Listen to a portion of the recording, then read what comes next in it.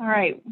Welcome everybody to our bi-monthly OSTCP grant check-in. Glad you could join us today. I'll grab the agenda and put it up on the screen here. These meetings are designed to do a couple of things. First and foremost, they meet our grant requirements and criteria for having regular meetings with all of you. And then this is also the way too that we can just make sure that we're touching base, that we're getting questions answered, that we're providing the support and assistance that you all need or are looking for. So again, these will be held every other month in addition to the required professional development, and that's what these meetings will be designed to do. So right out of the gate, kind of a small group this morning. So if it's okay with you, let's just do a quick introduction. If you would just briefly come on and tell us your name and the site you're with, and then, oh, I don't know, let's do, yeah, just maybe something that you're looking forward to if you are doing a summer program with your kids in the OSTCP world. What's something that you're excited about getting kicked off? And if it's okay with you, I'll just call you out on my screen, and that means that Delisa gets to go first. All right, my name is Delisa Ware. I am with Council Bluffs Community School District. I was just hired on as the work-based learning coordinator, and so I'm most excited for getting the program started. So it's brand new for us, and so just getting it started is where I'm focused at right now. All right, thanks, Delisa. Vic, I actually have you next. I'm Vic Jarvis, Iowa Department of Education, and I'll be the person overseeing that, interacting with the feds, and making sure we're on course to keep this grant rolling. And my hope is that we can obtain additional funding in the future. Yeah, good, thanks. Ariel, I have you next. Hi, let me start my video. My name is Ariel. I'm with the Boys and Girls Club. I just came on as the Career Pathways Coordinator. I'm really excited. We got into it quick, so we partnered with Future Ready Iowa, and they are running a construction and manufacturing program with our kids right now. And then I have a college visit planned for July and a family night also planned for July. So excited to get rolling. That's awesome. Thanks, Ariel. Congratulations on getting all that done already. Yeah. Tim, I have you next. Yeah, it's Tim Hadley, Owen High School principal. We are currently in the midst of our summer school, and part of that is we're doing some site visits and kind of internships with local manufacturers as well as businesses. So once a week we have scheduled every Friday. Got kids are going out today to one of our railroad companies in town, touring the manufacturing plant and looking at what they do. So once a month for the next 2 months, we've got kids going out and doing that, and in between, they're writing resumes and working on getting jobs. And we've actually got 3 kids hired on in the last 2 weeks through some of the business that we've done. So it's been pretty exciting and looking to connect.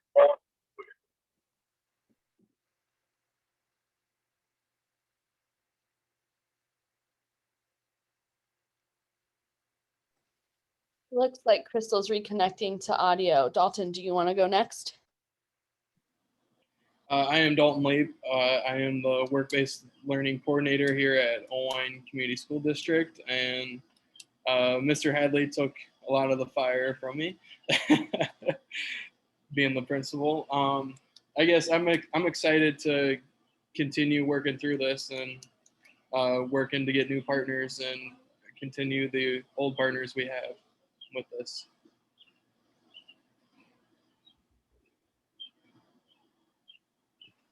Thanks, Dalton. Nikki Clausen, you're next. Good morning, Nikki Clausen with Council Bluffs School District. I'm the program director for the 21st Century programs.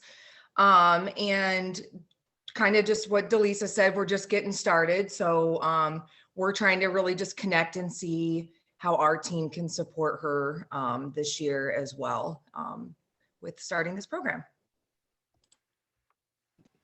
Awesome, thank you. Nicole, I've got you next.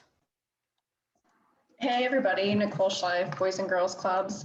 Like Ariel said, our program has kicked off. We just finished our second week, and so I got to see the program and Ariel in action just last week, which is super, super awesome. And so I'm just excited to kind of see it grow and build over the summer and into the fall. Thank you. And then I have NK Taylor.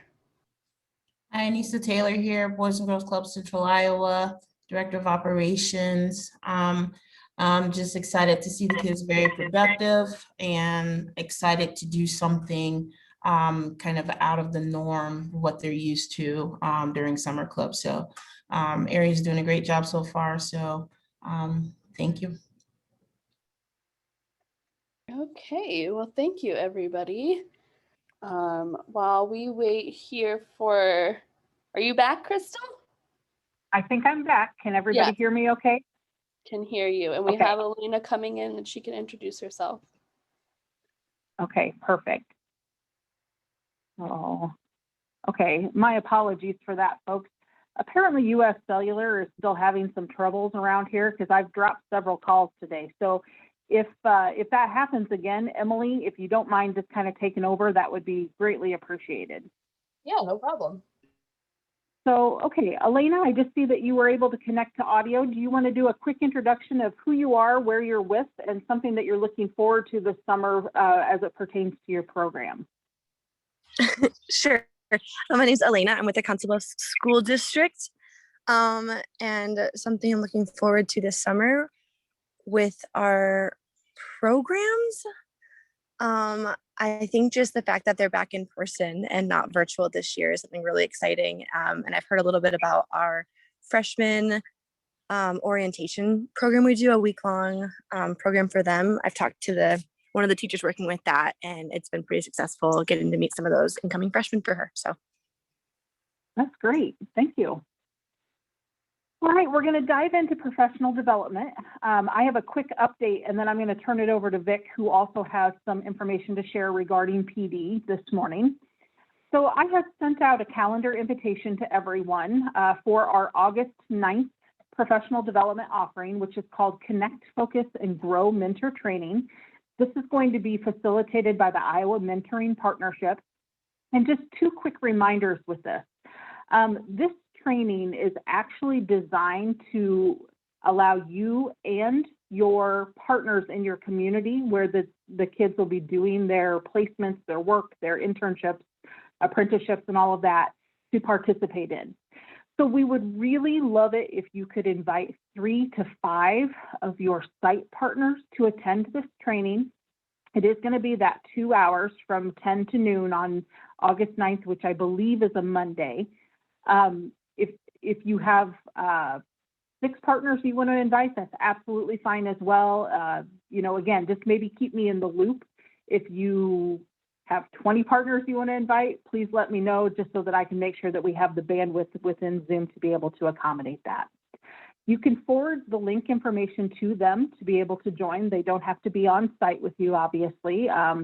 But I think that you and they will find this training very beneficial.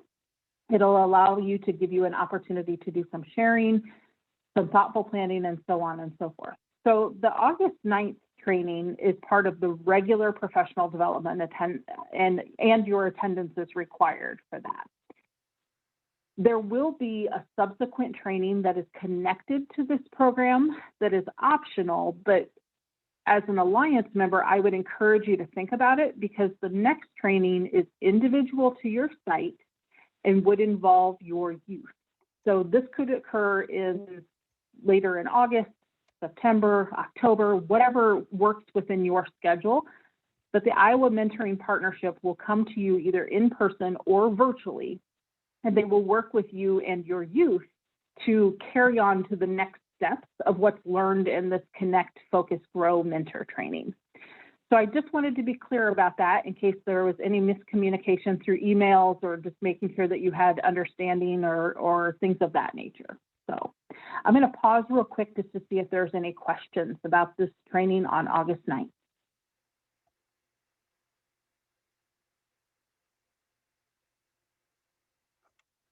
Okay. If you do have questions in the future, do not hesitate to reach out to me, and I'll be happy to answer those as they come in. Vic, what did you want to share regarding professional development this morning? Well, I want to share an overview so that we have a good understanding, because this PD for this grant is a little bit different than for the 21st century. First off, we've already had 2 federal PD opportunities that I've sent out via email. And one of the things about getting the PD from the feds is they're not often real good at giving you a lot of advance notice. Sometimes it's maybe only a week before the PD, and then you got to go in and register for it too. But they're spending a lot of money on their PD, and they will continue to be offering PD. I'm going to say probably once a month, and we really should be attending that.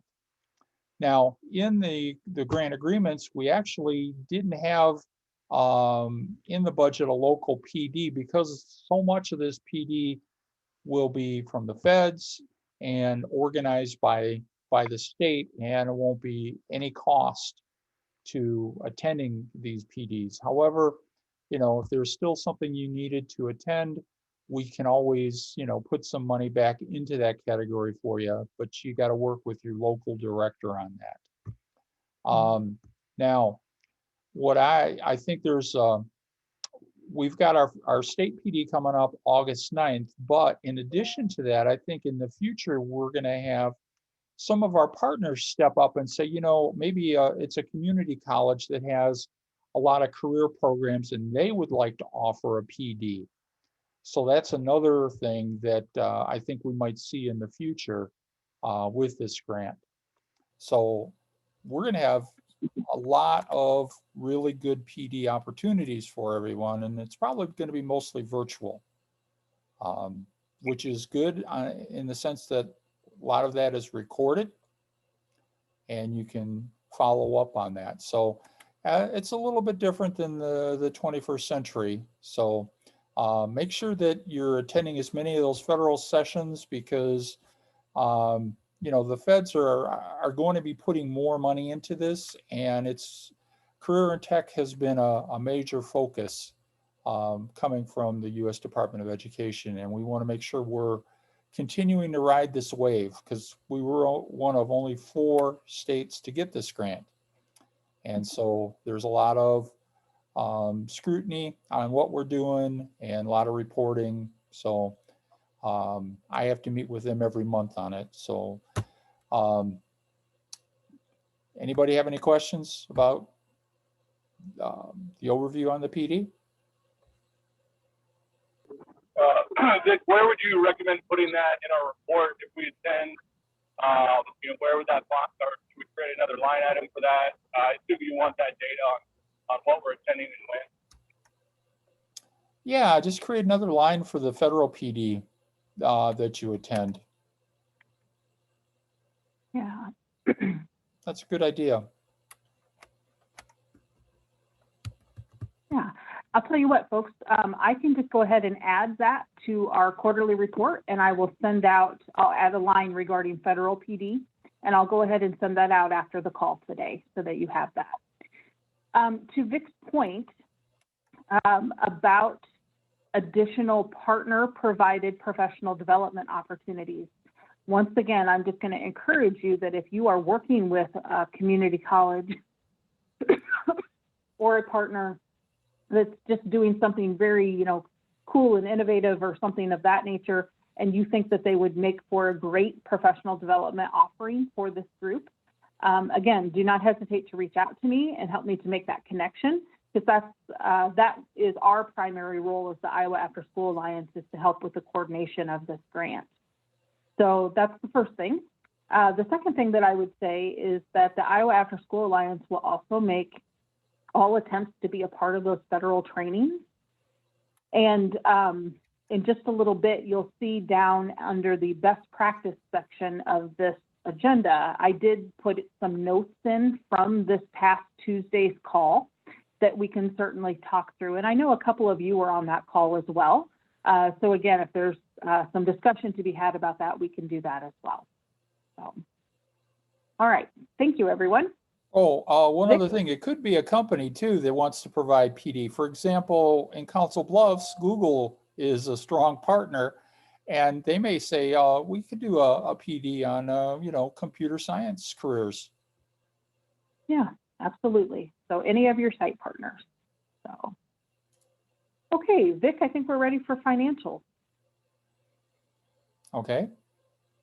Well, the good news is you guys are all in the CASA system, or at least they're working on it. I've given them all the information they need to get you into CASA so that come fourth quarter, you'll be able to put in your claims for this grant in addition to your 21st century. It's just going to be, you would just upload a new claim spreadsheet for this part with you know, general ledger. But we're not going to make you log into a different system or anything like that. It'll be one login, and you'll see that you've got, you know, additional money that you can access. Okay. Any questions about finances?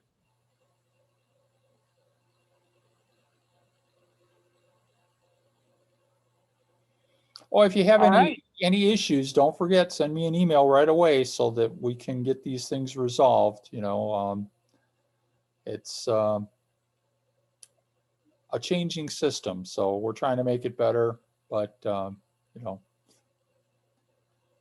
I don't want anybody to be frustrated for days and days as they keep logging in and things aren't working. Yeah, absolutely. So, okay, so reporting is next. Just a friendly reminder that your first quarter report is going to be due July 15th. As I said, after the meeting, I will add a quick line about state, federal, local, whatever professional development that you may have attended that pertains to the OSTCP grant. And then you'll need to email that to Vic and CC me because, again, we'll be collecting that data and looking for trends and things of that nature. So look for that new form to come out after the call today.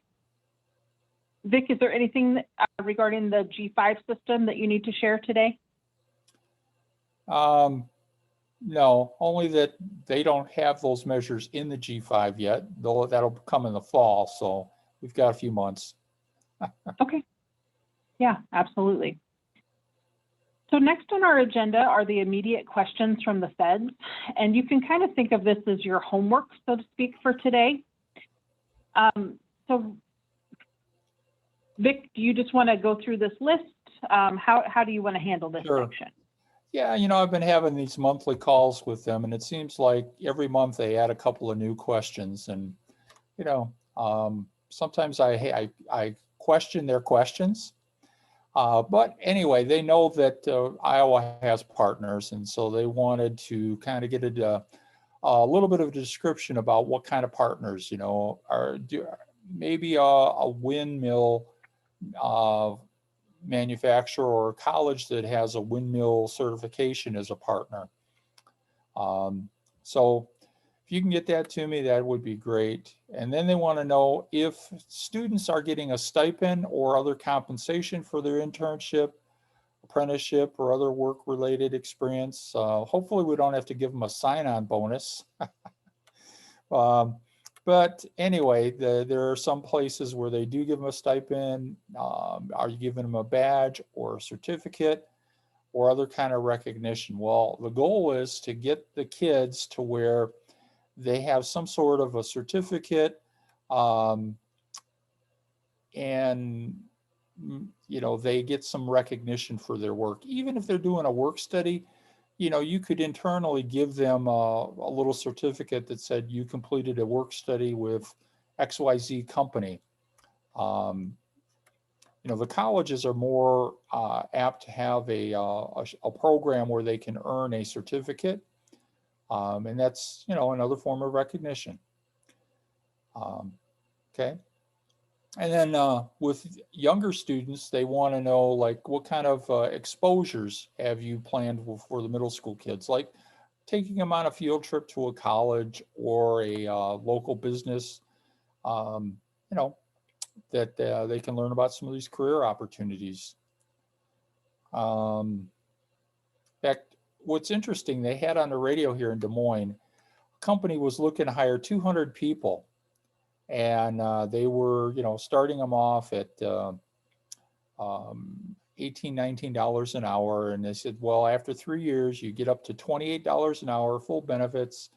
And it was an ag company in the Des Moines area. And it's the first time I heard a big hire like that going on the radio. So that's kind of interesting. I bet a company like that, you know, we could get a tour for. Do you have any specific career experiences for the kids, you know, that are planned? If you do, kind of jot those down and send them to us so that I can send them on to the feds. And then does anyone have any additional or unique measures in your program?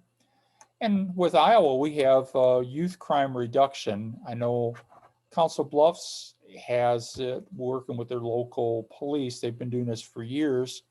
And I know Des Moines could do it. All you got to do is set up a meeting with the local police department. I'm sure Owine can do this. It's, you know, all police departments all over the country track crime by the hours of the day. So that's how they schedule officers. And, you know, what's interesting is that when we put these programs in place, there's a correlation with reduced crime during these hours. So, you know, that's another feather in our cap that we can say we're making an impact not only on the kids, but on the community. And then what outreach have you been doing with the kids and the parents? You know, did you have a flyer you can share, or, you know, some language about, you know, how this is going on? And those are all kind of things that, you know, the feds have been asking about. And we need to just keep sending them the information. Yeah.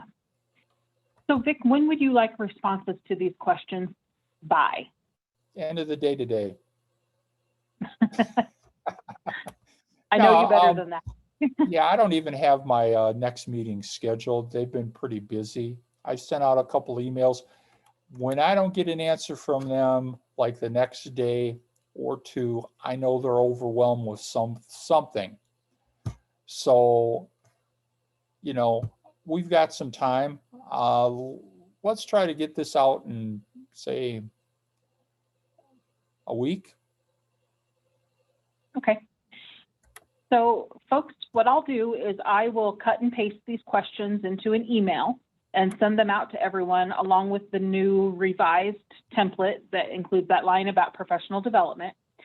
And we'll ask you to respond to the questions by next Friday, that'd be June 24th.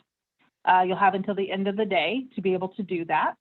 And then of course, again, the reminder that your quarterly report is due by July 15th then. Okay, so the last item on our agenda is simply, we'll have this as a standing agenda item. This is going to be updates from you and best practices learned from the field.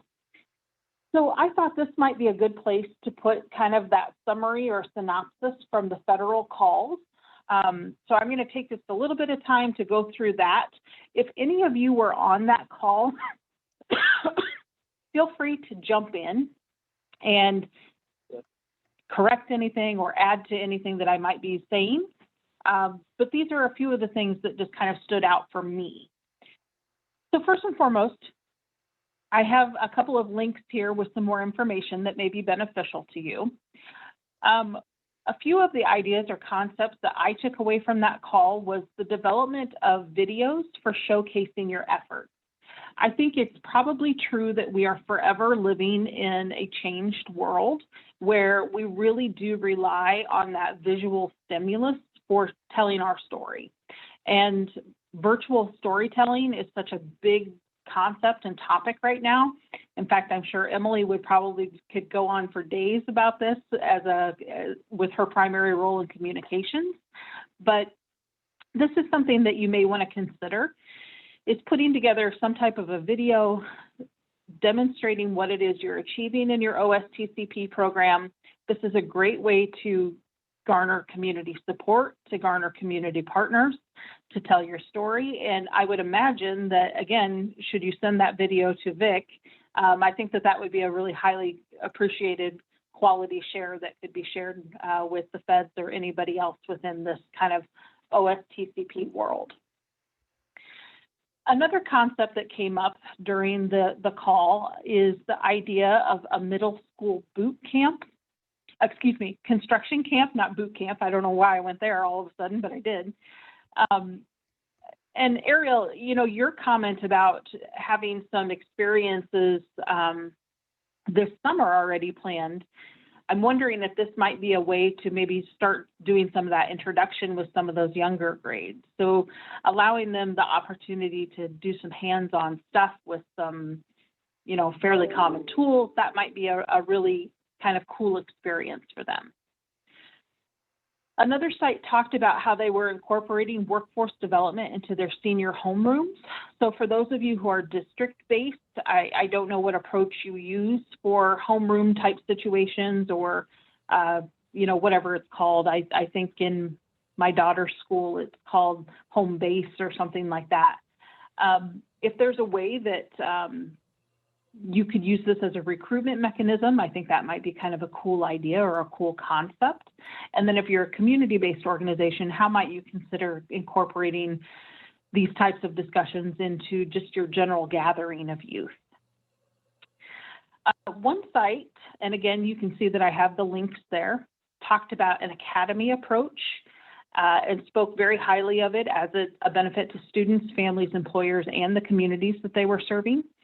So they've developed a freshman academy, and then that's followed by different streamlined academies containing one or more of those pathways that align with a student's desired intent for employment or education. They also focused really heavily on study skills and test-taking skills. They talked a little bit about digital citizenship, introduction to careers, and then introductions to the other academies. And I thought it was a very nice kind of step-by-step plan as you're thinking about this in the longer term of how to get those middle school and freshman youth interested in sticking with your program for the long run. Because again, we know that youth stay with a program when they feel cared about and supported and when they have interesting things that are available to them. And then they also talked pretty closely about how you can opt into those academies of choice. So if you're interested in a particular career path, you can explore that. But if you also maybe like this career path, you could explore that as well. And there's multiple layers of flexibility built into those. So again, visit those links to learn a little bit more about that. Another site talked at great length about cultural sustainability. So how do you build a culture of OSTCP in your community? And then the final presenter talked at great length about parent communication. So was anybody else on the call that you want to hop in here and just add maybe something that you took away from this or a concept that you learned about that you think you want to try? And I'll kind of be quiet for a moment to see if anybody else is interested in sharing.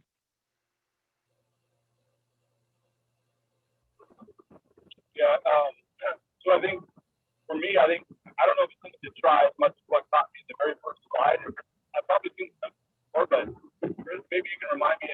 I'm driving, so I don't have it right in front of me, but the CTE graduation rate for students who got involved, that was like 98% compared to 78, 72%, something for, I mean, it was a huge discrepancy.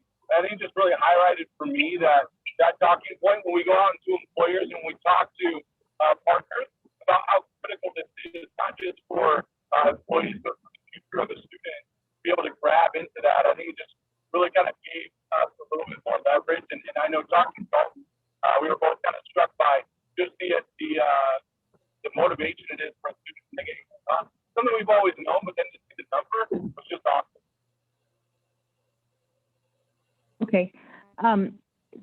I don't know if this is just me, but you're really breaking up. So I caught just maybe a third of that.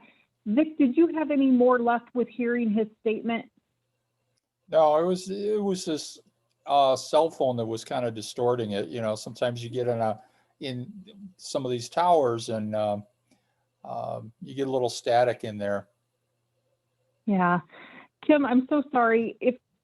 If you don't mind, maybe when you get to a place where you're at a computer, if you could just maybe send that out to the group through an email. I don't want to discredit your thoughts, but we just are having a tough time hearing you right now. Sorry, is this any better? Oh yeah, Yes. that's lots better. Oh, sorry, I apologize. So I'm driving and I was on I was connected by my Bluetooth or whatever. So sorry, I was just saying, yeah, probably like 3 times of illegal, but it's just that kind of day. So I was just saying that I was really caught by the very first slide. I don't remember the numbers because, like I said, I don't have it in front of me, but the graduation rate for CTE students compared to non-CTE completers was just astounding. I think it was like 98% compared to high 70s.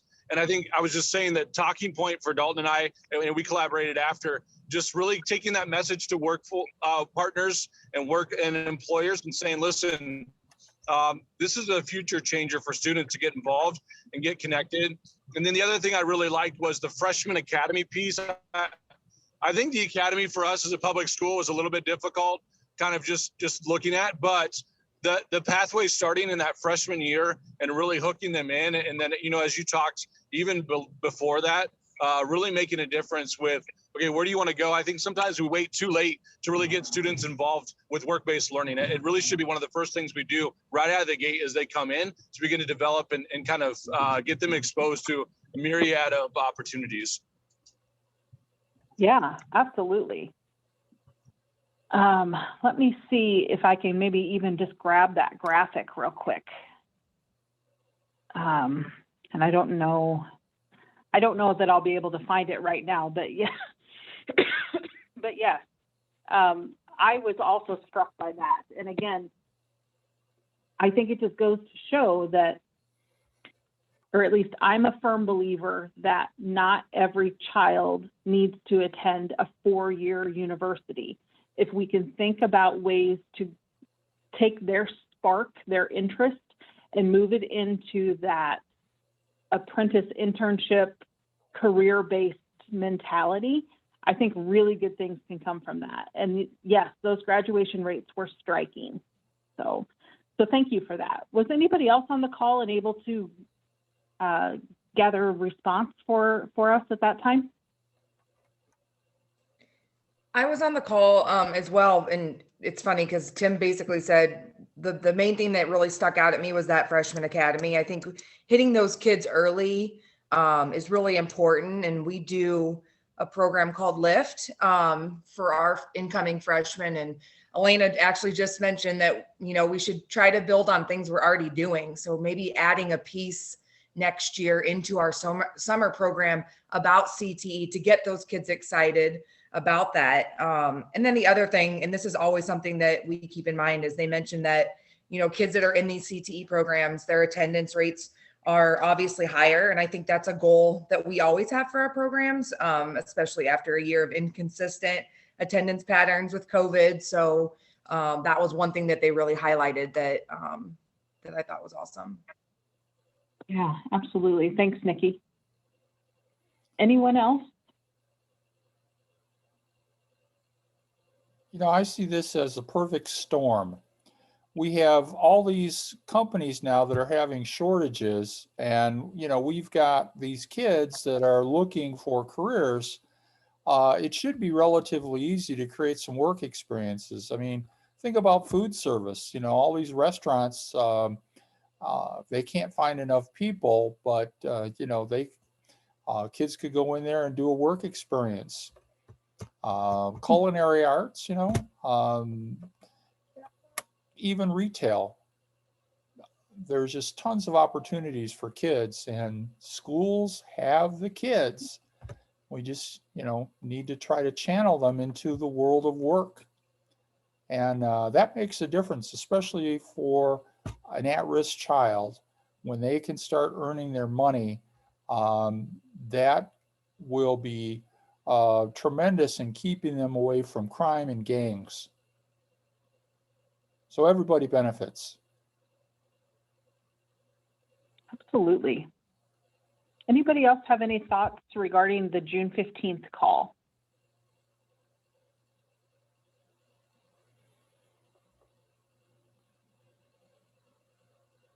Okay, so now we'd just like to open it up generally. Has anybody tried something that worked really well so far? Or is there something that you're like, well, tried it and that didn't go so great? So I'll be happy to record your thoughts here.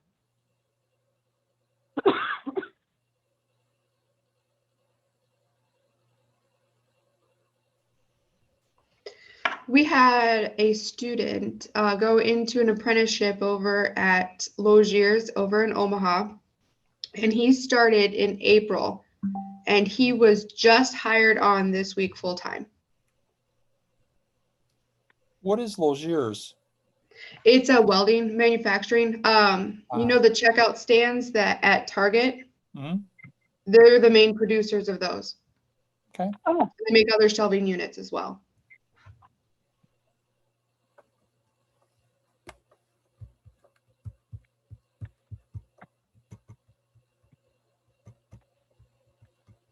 thank you, Delisa.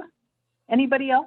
Good news, something you've tried, a best practice you're trying to implement, any of those types of things?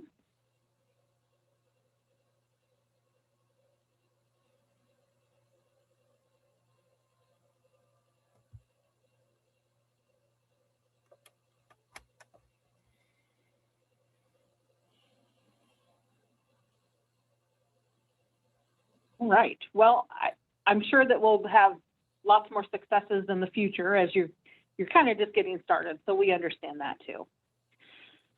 So I think the final thing that I wanted to ask. Well, I do have a real quick. Oh. Yeah. Go ahead. Oh, Tim, I think you just put yourself back on mute. Oh, I didn't know if it was my turn. Yeah. So I have a really quick, I guess, ignorant question. This is probably for Vic, but one of the things that we would love to do in speaking of video productions and with COVID, we started kind of a broadcasting club, which was I really think that that's a valuable experience for young people. My question is, can we pay students out of this grant money? I know we can pay staff and things like that. Is that something that we can employ students? Well, as long as they're doing a job that you would normally have a staff person, we have a staff shortage in a lot of areas. If you could hire a high school person to do that, then yeah. But we're not going to. We can't use the grant to create jobs for kids. That's not part of it. So when you have the details, send me an email and we'll have a conversation about it. But yeah, the video is a great idea. And I have some resources that I can share with you with other districts that are doing similar things that you may be able to work with them. Absolutely. I'm going to meet with the coordinator, I think like next Tuesday. So I'll send you something, Vic. I appreciate that. No problem. Great. Thanks, Tim. And that's a good point too. If anybody has any questions, this is also a good time to ask those questions.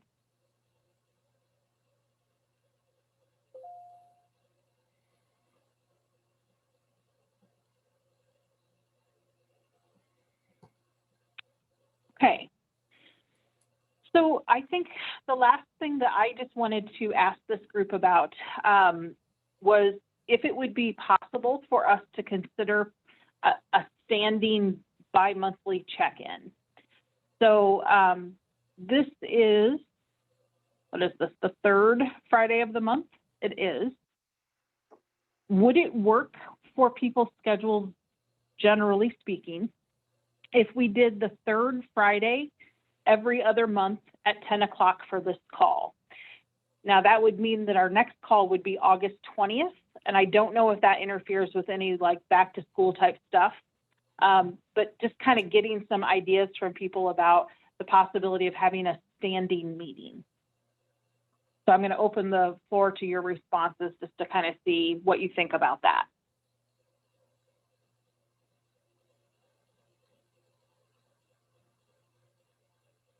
I see Nicole shaking her head. Ariel says, yes, that works.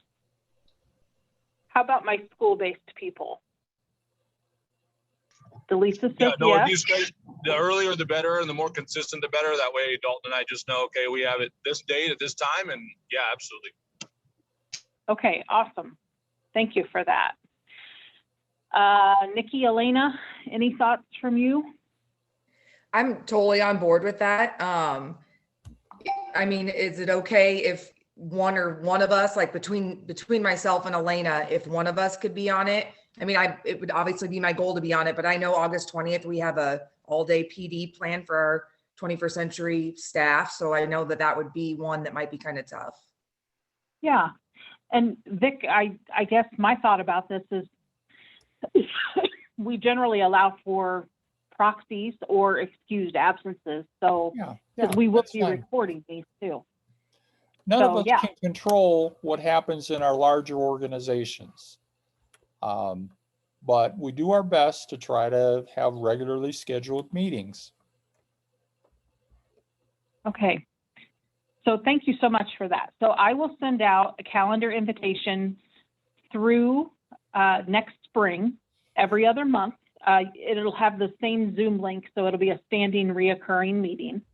And then again, if you find yourself in a situation where you're unable to attend, or if it falls weird, like on a holiday or something like that, we can certainly adjust that if need be. So, all right. So again, any other questions before we wrap up for the day?